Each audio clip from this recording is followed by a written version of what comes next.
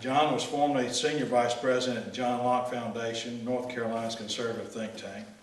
It says here, prior to joining the free market movement, Mr. Pritchett enjoyed a 28-year career in the private sector as an executive, investment banker, entrepreneur, and I kind of remember something about baseball or something like that, and something on your bio about baseball.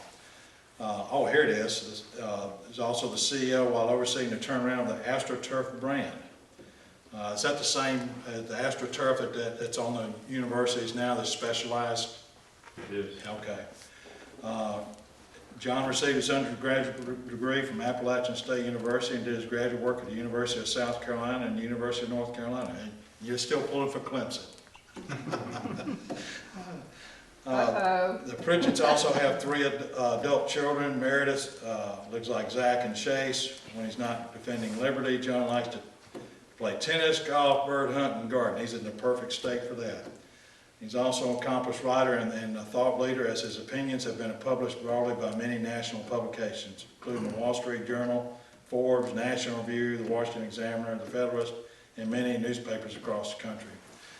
We first met John as a group when he first came to Jackson. We had lunch with him, if y'all recall. Hottest day of the summer, I think. Yeah, we've met a lot of folks over the years come to Mississippi and having lunch with them when they first came here. But John, we appreciate you coming to speak to us tonight, and come on up.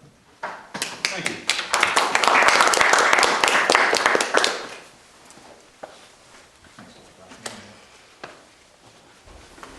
Good evening.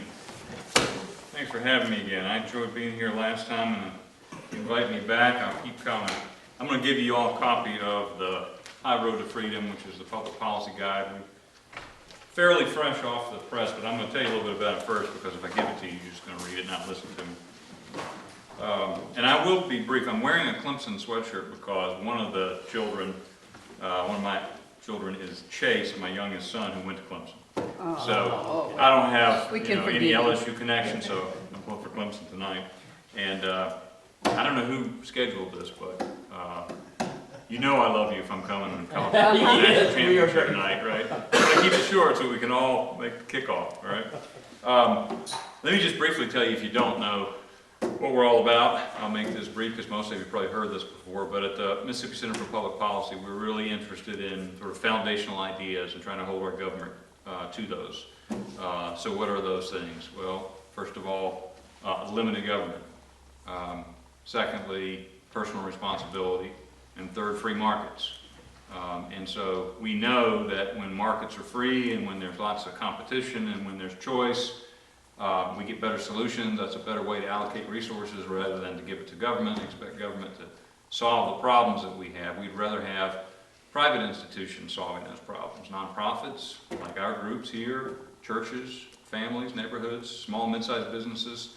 That's a better allocation of resources, and there's just tons and tons of data to support that idea. So we're always wanting to resist a solution to public problems coming through the public sector, which is one of the problems, one of the biggest problems we have in Mississippi is that we have an over-dependency on government. We have an over-dependency on federal grants and aid from the federal government, which makes us chase the money and not necessarily focus on the priorities of what we need in Mississippi because we think it's free money. There is no free money. We have allocation of resources from the taxes that go to those people who are employed in their pensions, which is another problem I won't even address, but it is in the public policy guide. And so when they start working on other things because they got free money, they're not working on the things that we are paying them to do. And then eventually what happens is that federal program runs out and they either have to look to allocate resources or apply for another grant or go back to the things that they should have been doing for years prior. So anybody that tells you those federal grants and aids are free money isn't being honest. Let me tell you how we do those things. Because we have kind of a three-legged stool approach to how we do free markets and limited government and personal responsibility, the way that we try to hold our officials to account. The first way is a traditional think tank, what the organization has been doing for a while, what most think tanks, whether they're in Washington or they're in Jackson or any other state. By the way, every state has a think tank. Some states have multiple think tanks. And so we do, we use data and evidence, we write white papers, we go and advocate before leadership, We go see executives who are responsible for policy. We try to twist arms. We'll find partners to collaborate with in Washington and here. We'll find people to work with who see the world the way we do. Limited government conservatives, liberty-minded conservatives who are elected officials. We'll have meetings with those folks. We'll work with bill sponsors. We'll help draft bills. We'll do all those sort of think tanky things on policy. But that's not enough. What we've come to realize is we're always going to be outgunned by the lobbyists. We're always going to be outgunned by the powerful forces of government, including folks who don't want to have changes, and including large companies that build moats around their monopolies to thwart free market and those mechanisms. So we can't just do that. We do that, and those of you that know Jameson Taylor, he works all the time, night and day, trying to build those coalitions and work with the right folks to try to get bills through. And we've had a lot of success. We had a great year last year in the session, getting some things accomplished. We passed the best donor privacy bill in the nation. We're the first state to ever get that through, which was great. We passed tax credit for foster care, which, as you know, we have a lot of problems here keeping up, unfortunately, with those who get trapped in the foster care program. So we want to find ways to do that from the private sector, organizations, churches, groups like Canopy. So we passed that bill. Lots of other states are working on that. We were able to keep administrative forfeiture from getting renewed, which is a particularly pernicious policy that keeps, basically that allows a due process of individual citizens to be violated. In other words, you can lose your property, the government can take your property. If they have suspicion that it was connected in some way to violation of drug policy, and you don't have a day in court, you have to actually go sue the government after they've seized your assets. You haven't been charged with a crime, you haven't been convicted of a crime.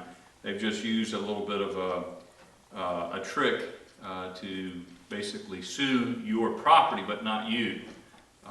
So anyway, we were able to renew that, and we're going to focus on trying to move towards criminal asset forfeiture only.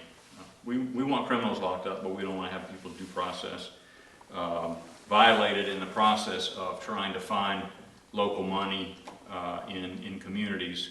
And so, in our view, that's fair for citizens and also fair for law enforcement, because having law enforcement out trying to find money to support themselves works against their priorities. They really ought to be trying to help secure us and our property, not looking for ways to additionally fund. I think we'd all rather fund appropriately to all of those municipalities as opposed to them trying to find ways to get it from the citizens. So just a couple of examples of some success we've had in the traditional think tank advocacy world. But as I said, that's not enough, because sometimes we're outgunned. So there are two other things we do. One of those is we communicate these ideas to the public and involve the citizens. So we write op-eds, we do events, we have speakers. We try to engage other folks publicly so that when an issue is being argued or debated and there are constituents who call their lawmaker, you'd be surprised what 5 or 6 or 7 phone calls will do to the opinion of the lawmaker. If no one calls, no one from his constituency calls, he's going to assume, or she is going to assume, that there's nobody interested. But 6 or 7 calls, suddenly it feels like everybody in his district or her district is interested in the issue. So engaging citizens, helping citizens understand the issue, be aware of the issue. One of the things that we did last year, and I'm excited about doing again this year, is we started on our website a legislative tracker section. So bills that hit the floor, that come out of committee, we read them. They're very, very long. They're hard to understand many times by design. And most of our representatives don't have time to read them unless they're in leadership. So what happens is a bill comes out of committee and a member, a representative, is told how they should vote without having read the bill. So we read the bills and we summarize them, not only so that members of the legislature who are not in leadership can understand what's in the bill and hopefully vote accordingly, but so all of us can understand what's in the bill and, again, hold folks accountable. Now, that's relevant because once we've gone through that whole process, one, it's relevant in the process of legislators and in, while these bills are being debated. But even afterwards, it's relevant because then we have a record of how your representative voted on these issues. And so this year, you can go into our website, in addition to reading the summary and seeing the score, we score it red, yellow, green. If it's red, we think it's bad for liberty, it's going to expand the role of government or the cost of government or the scope of government, or it's somehow going to violate our liberties or economic liberties. So we'll vote red for that. Green if we think it's good for liberty, we think it's a good bill. Yellow if we either can't make up our mind or we don't think it's particularly important. So you'll see that, but now you'll be able to go in and find your representative, click on your representative and see how they voted along with us, to see how conservative, how liberty-minded they are. If you're familiar with the American Conservative Union Foundation, for the last 48 years they've been doing this with Congress. They've also recently been doing it with the states. I don't know how many of you saw the report that came out last week. They look at all the state legislatures. I have some bad news. Mississippi, as according to the American Conservative Union Foundation, which by the way, I would say is very closely aligned with us. They measure bills by principles like you would find in this Governing by Principle book. Hopefully you guys have this. It's been around for about a decade. My predecessor, Forrest Thigpen, produces with his staff, and it's a great way to understand the philosophical issues and the way that we should hold folks to account for these principles. I would say the American Conservative Union, very similar. Reagan sort of views, Calvin Coolidge sort of views, Milton Friedman sort of views, limited government, free markets. Mississippi was rated as the second most liberal state controlled by Republicans. Second most liberal, not state, excuse me, legislature controlled by Republicans. Only South Carolina was slightly more liberal. And so what that means is the people that we are in our legislature are not really liberty-minded, not really conservative. You can go through and look at it. So we on the whole, ended up being about 32% in line with the American Conservative Union Foundation's scoring of bills. Now there were a few exceptions. Some very liberty-minded conservatives did very well. In the House there were 6 who had a 75% or higher score, so they were aligned with the liberty-minded conservative vote. Joel Bumgar and Dana Criswell, not surprisingly, were at 95%. They missed, like we did, the veggie burger bill last year. None of us could figure out what the heck was going on. And then, ironically, we ended up suing over that this year. Chris Brown and Steve Hopkins and Dan Eubanks were all in that sort of 75, 80, 85, 90, 95% range. So there were 6 members in the House that were at that level or higher. Everybody else was below 75%. In the Senate, not one person was 75% or higher. Ooh. The closest person was your new Secretary of State. Michael Watson was at 74%. So he was the most conservative senator. So because of that, we need citizens to be engaged. And so we work hard on doing events like this, publishing documents like this, which I'm going to talk about, having events, having guest speakers, and trying to inform as much as possible citizens about the issues in real time. And now that means sometimes we have folks mad at us, but as long as we're sticking to the principles and we're not making it personal, and it's not about politics for us, it's about policy, it's about following philosophical ideas, we can live with that and people will get over it. And if they don't get over it, then they really shouldn't be in politics anyway. But even that doesn't work all the time, because I like to say that a member of the legislature or representatives or people who are in government, they can ignore a white paper, or an op-ed, or a speech, or a meeting, but they can't ignore a subpoena. So that's why we have Justice Institute. Started about 3 years ago. A young man named Aaron Rice runs it for us today. And what we do is we basically sue the government. And so if there is someone having their constitutional rights infringed in some way, if the government is violating transparency law, we will sue them. And it's amazing. I have learned how valuable it is to have the Mississippi Justice Institute because we can go to an agency and threaten to bring a lawsuit, or bring a lawsuit. We can sue the Attorney General. We can sue the governor. And the threat of a lawsuit is pretty powerful. And then even when that doesn't work, then we can sue. And it turns out that Aaron's a pretty good litigator. And so far, he hasn't lost any cases. We just won one at the Supreme Court on charter school funding, which is a great win. We had success against getting a regulation change that was preventing entrepreneurs from being able to use telemedicine. We were able to change that law before having to bring litigation. We're in litigation now for folks who are having their free speech violated by the city of Jackson in front of abortion clinics. That case, I think we have a very good chance of winning. It's a little bit unusual. There hasn't been great Supreme Court ruling. In fact, every time there's been a case like this, we haven't won because, well, we haven't had it heard because the Supreme Court for some reason just doesn't want to weigh in here. But Mississippi's Constitution actually provides a greater level of freedom of speech even than the U.S. Constitution does. So we're suing under the state constitution, and we think we have a good chance. And that would be exciting if we could protect people's free speech rights by our own Constitution in Mississippi. Amen. But we'll see what happens with that. So anyway, we have this litigation arm. So that's for the three-legged stool. We do the traditional think tank, we do involving the citizens with our kind of, we call thought leadership, and then we have a litigation arm. So now, the public policy guide. This is why you asked me to talk. I'm going to pass this out. This is a guide that we've created not for just this session, but really for the next 4 years. And the reason we did that is because we go into every year with ideas about things we want to get done in the session. And although there'll be 1,000 bills and there'll be maybe 200 or 250 that come out, we'll go into a session with 10 things that we really want to work on that we think we can get done. And of the 10, we'll really have maybe 5 priorities. And so last year, for example, we got 4 of the 5 things we wanted done, which is actually pretty good. And when you put it into the statistics like that, it doesn't sound like much, but we try to focus on the big things that we think are important that will have the ability to, we call it the thin edge of the wedge, but if we can get the wedge into that knotty piece of oak, and we can hit it with a hammer, and then we can open it up, and then we can get a lot more policy through that. So we work on those kinds of issues every year.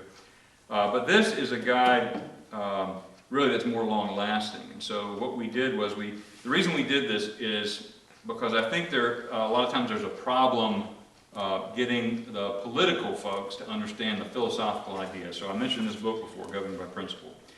You know, this is great to get the fundamental, foundational ideas, but you know, elected officials want to pass some law, they want to show their constituents that they've done something, they want to do something pragmatic and practical, and so they don't always understand how to apply the philosophical. And so I like to say there are 3 planes in this sort of civics of government. There's the philosophical that we all need to understand, you know, the Plato and the John Locke and the George Washington level.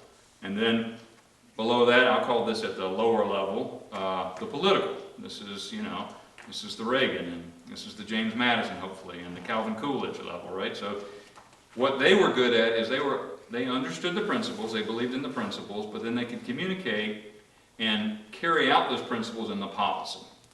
And the policy's in the middle. When I say policy, I think of Milton Friedman and William F. Buckley and kind of people that were good at helping communicate the ideas to the political that connect to the philosophical. So I like to say we're a bridge to policy.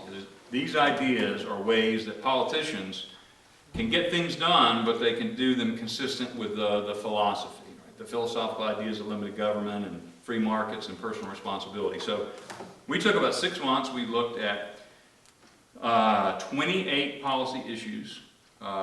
We have 66 sources of data. We have 132 key facts outlined in bullet point form. We summarize each of the issues in 3 or 4 paragraphs. We make 125 specific policy prescriptions, things that we say, you should do this, you should change this, you should pass this, you should do away with that. We have, let's see, I think it is 60, no, take it back, I forget what the number is, somewhere between 40 and 50, charts and graphs. So we know that a lot of times the only way to get the attention of a member of the legislature is to give them pretty pictures and bullet points and graphs and charts, because they have a lot to read, and when they see lots of paragraphs they may not take the time to read it. So we did a lot of pictures and charts and graphs to try to make the point of what we want done, and used specific short policy prescriptions, ideas of things that we would like to see them do. And so I will pass this out now, and I'll hit a couple of highlights and let you ask any questions you'd like. Thank you. Hopefully there's enough for everybody. If not, I have more at the office. I'll get them to you. And if you don't have the governing by principle, same thing. We have some at the office, so let me know. So throughout the book, we look at each, we break these 28 issues into 1, regulation, law, and local government, 2, the economy, budget, and taxes, 3, healthcare, because obviously that's a big part of our economy and it's worth having its own section, and then education. We tend to focus on these regulation, law, local government, economy, budget, and taxes issues, what I call the economic liberty issues, because let's face it, Mississippi is a conservative, traditional state. We value Judeo-Christian ideas. We value the family. We value, for the most part, the Second Amendment. And so it's one of the reasons we love living here. But when people run for office, they all call themselves conservatives. And we all tend to look at the politician and say, is his wife pretty? Do they have cute children? Are they going to church? And does he have a gun? Does he hunt? And then we say, check, check, check, that's conservative. Well, guess what? That doesn't distinguish anybody from anybody. Everybody does all those things here, right? So we have to get beyond, calling a traditional Mississippian a conservative. If you're conservative, you believe in limited government, you believe in transparency, and you believe in low taxes and low regulatory burdens, and you believe in personal responsibility. And you're not a tax and spender, and you're not relying on grants, and you're not wanting to expand Medicaid, and et cetera, et cetera, et cetera. So, anyway, I'll give you a couple things that are things this session that we're working on that we hope to get done. If we don't, we think, this session or the next session. So these, out of these 28, these are more kind of our priorities. Regulatory burden. So the good news is I think the governor is going to come out very strong very quickly on trying to cut our administrative burden. We have a very large regulatory administrative burden. Those are the things, not statutory laws, but our administrative regulation. We have all these boards and agencies and groups, and nobody knows who regulates whom, and whether it's statutory, whether it's a legislature or it's a governor. In some cases it's neither. There are these appointed people who have been given administrative powers and duties that none of us really intended, and it's a little bit of a mess. So the governor recognizes that, and I think he's going to do what he can. He's somewhat limited in what he can do. I also think that perhaps the lieutenant governor will do some of this on the legislative side and things that he can control, and those groups that can be controlled. I don't know how much, but we've had some initial conversations last year with everyone in leadership about the need to reform the regulatory burdens that we have. So that's an important issue. There are lots of things we could do. Something as simple as for every new administrative regulation we want to put in place, you have to get rid of 2. This is what Trump did at the national level. It's worked really well. It could work here if we could get all this sort of coordinated.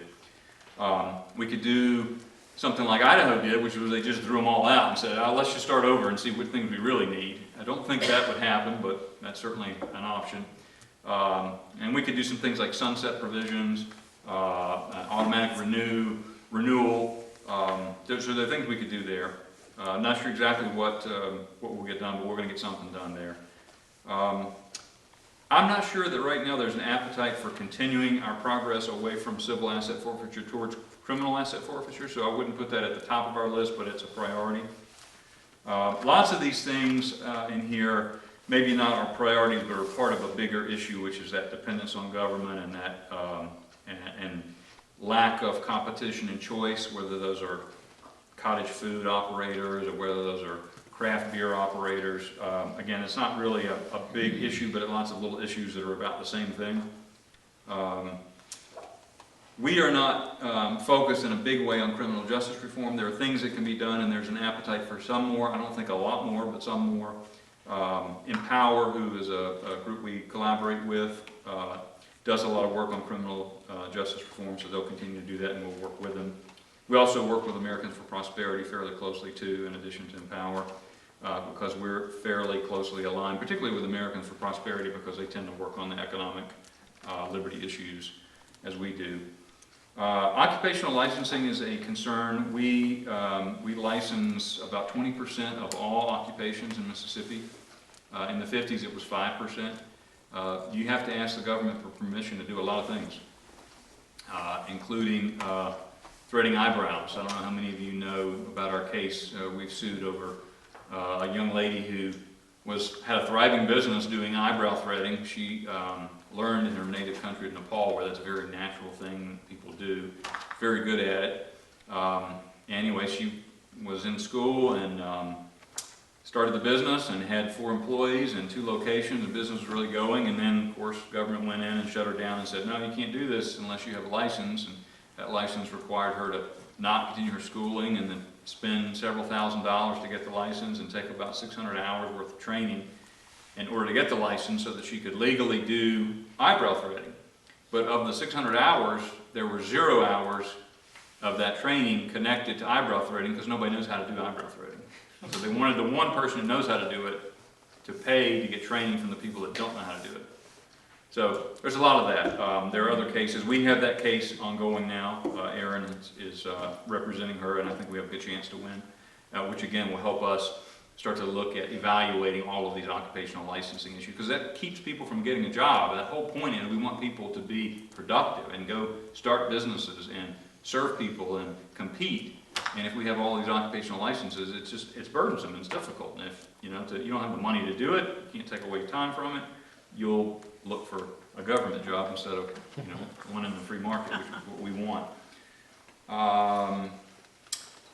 Let's see. I think under regulation, law, and local governments, those are the priorities. Under economy, budget, and taxes, I mentioned our overdependency on federal grants and aid.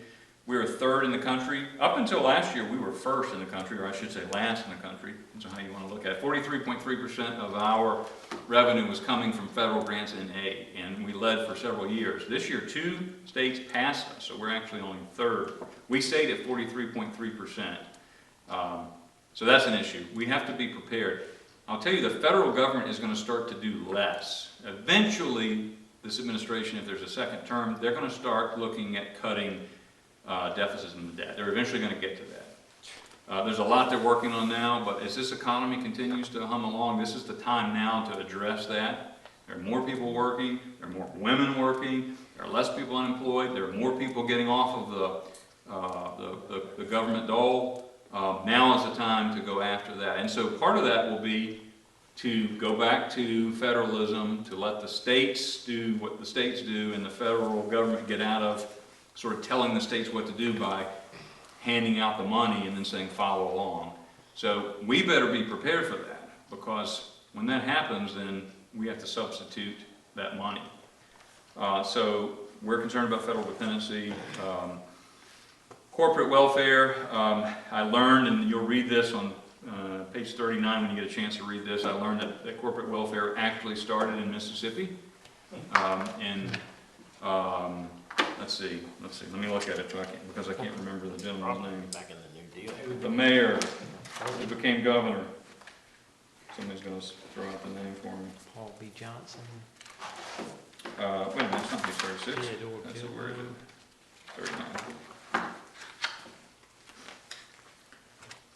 Hugh White.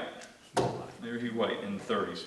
So what he did was he started a local program to help offset agriculture dependency with manufacturing, which was a good idea. He loaned money, he got banks to loan money, he got other businesses that were successful, realizing we needed to try to move into other areas and diversify the economy, the local economy. It worked. It was a success. He rode that to winning the governorship. And then what he did was he got some smart lawyers that got together and found a way that they could do the same thing, only this time using our money. Taxpayer corporate incentives. Instead of it being the private sector doing this, encouraging this, it became the public sector. So that started, now all the other states do it, and we do a lot of it. And so there's a ton of data on this. We think, again, the best way to get a growing economy is to encourage small and mid-sized businesses and to let people allocate those resources in that competitive environment, as opposed to chasing after various industries that we think are going to be the future and using our tax money to entice them to come here.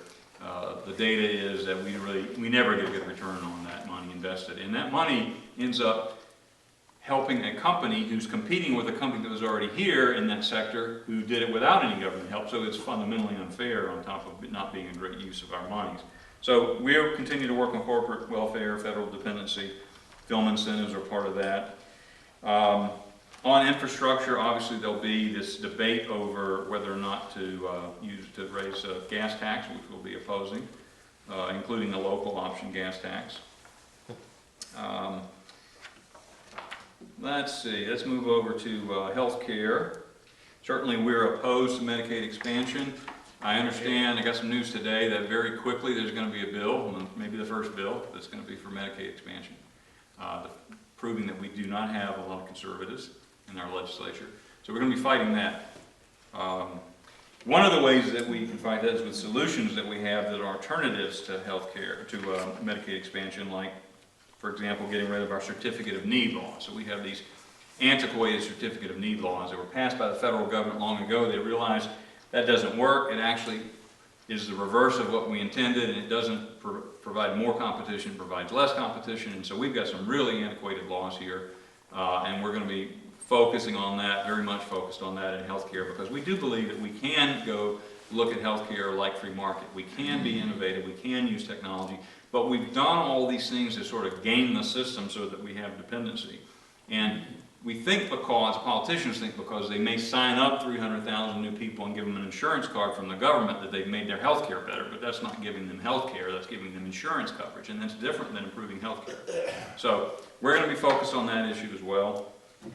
And then on education, it's not a great time for freedom in education, honestly. There's not been a lot of movement. We have very few charter schools. We had to beg to get an ESA program just for special needs children.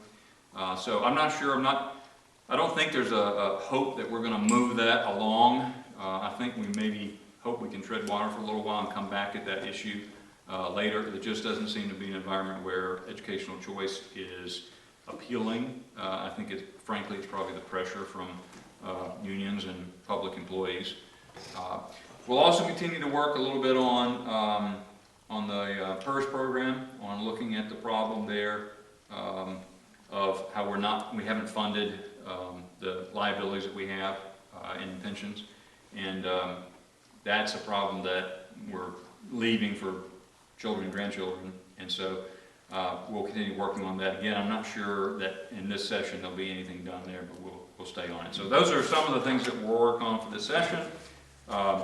I'm always available if anybody wants to email me or call the office if you got any ideas. I hope you're getting our emails. You can go to our website, mspolicy.org. You can sign up for a free subscription to get our emails. The one email that I think would be good for you to read if you don't read anything else is every Friday morning we send out something called the review. And the review will give you a good list of all the things that we've written that week, all the things we're working on, events that we have coming up, anything that we think is important, you'll find it in the review. If we interviewed someone, if we produce a video, any of that kind of thing, it will be there. With that, I will thank you for the time and for your interest and for your beliefs and the work that you're doing and the sacrifices you make as citizens to help our Mississippi be stronger and better so people can flourish. That's what we're all about. We're in public policy not because we love policy work, but because we love people and we want people to do well. And we think the best way for them to do well is for our government to be limited and for us to have personal responsibility in free markets. Thank you. You got time for a question? Yeah, sure.